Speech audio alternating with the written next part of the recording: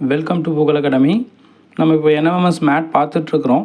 இதில் நம்ம இப்போ அடுத்து பார்க்க போகிற டாபிக் வந்து ஃபைண்ட் யூனிட் டிஜிட்னு சொல்லி பார்க்குறோம். ஒன்றாம் இலக்கத்தை கண்டறிதல் பார்க்குறோம். ஸோ ஒரு கொஷின் கொடுத்துருக்காங்க. இது கொஷின் இருந்தால் தான் அது என்ன நம்ம பண்ண போகிறோம் அப்படிங்கிறது தெரியும். ஸோ 264 பவரில் 103 103 கொடுத்துருக்காங்க. அதனுடைய ஒன்றாம் இலக்கம் எண் யாது அப்படின்றாங்க.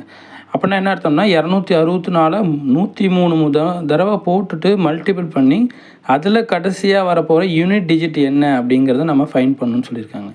இதுக்கு ஷார்ட்கட் இருக்குது, சரிங்களா? அந்த ஷார்ட்கட் நம்ம தெரிஞ்சுக்கிட்டோம்னா ஈஸியாக இதுக்கான ஆன்சரை கண்டுபிடிச்சிடலாம். என்ன ஷார்ட்கட் அப்படின்னா பாருங்கள், இந்த இதில் யூனிட் டிஜிட் இருக்கு இல்லையா, கொடுக்குற நம்பரில் யூனிட் டிஜிட் பார்க்கணும். மெயினாக நம்ம அதை தான் பார்க்கணும். அதை பார்க்கும்போது அதில் 4ன்னு வந்திருக்கு. ஸோ இந்த 4க்கு பதிலாக இந்த 0 1 5 6 வந்துருந்துச்சுன்னா கண்டிப்பாக அதனுடைய யூனிட் டிஜிட் அதுவே தான் வரும். இங்கே 260ன்னு வந்து பவரில் எந்த நம்பர் வந்தாலும் சரி, நம்ம பவரை பார்க்க தேவையில்லை, அடுக்கு பார்க்க தேவையில்லை. எந்த நம்பருக்கு 0 வந்திருந்தாலோ 1 வந்திருந்தாலோ 5 வந்திருந்தாலோ அல்லது 6 வந்திருந்தாலோ நாம் அதனுடைய பவர்ஸை பார்க்க தேவையில்லை. அதுக்கு அப்படியே நம்ம 0ன்னு போட்டுக்கலாம். ஒன்றாம் இலக்கம் அதனுடைய 1க்கு ஒன்றாம் இலக்கம் 1 தான். 5ன்னு வந்துருந்துச்சுன்னா அதனுடைய எத்தனை பவர் போட்டிருந்தாலும் அதனுடைய மல்டிப்ளிகேஷன் 5ல் தான் முடியும்.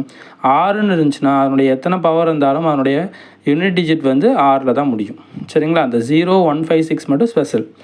நெக்ஸ்ட்டு பாருங்கள், 4 9ன்னு வந்துருந்துச்சுன்னா 4 வந்திருக்கு. 4 9ன்னு வந்துச்சுன்னா இந்த 2 கண்டிஷன் இருக்குது. என்ன கண்டிஷன்னா அடுக்கை ஃபஸ்ட்டு பார்க்கணும்.